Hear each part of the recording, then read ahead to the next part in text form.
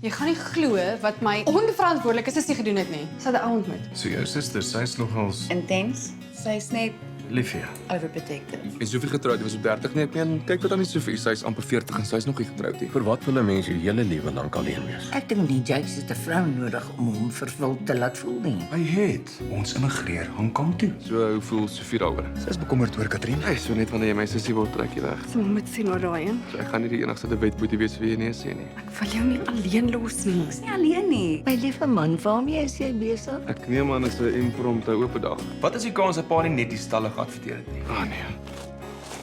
Wat jy nou 'n onvoorspelbare kans? Ek het gedink ons is op dieselfde bladsy. Jy kan nie van almal verwag om ons lewe stop te sit vir jou nie. Wat maak jy? Jakes! Jakes! Was maar oor. Ons was kinders. Ons was 22. Goeiemôre. Jakes.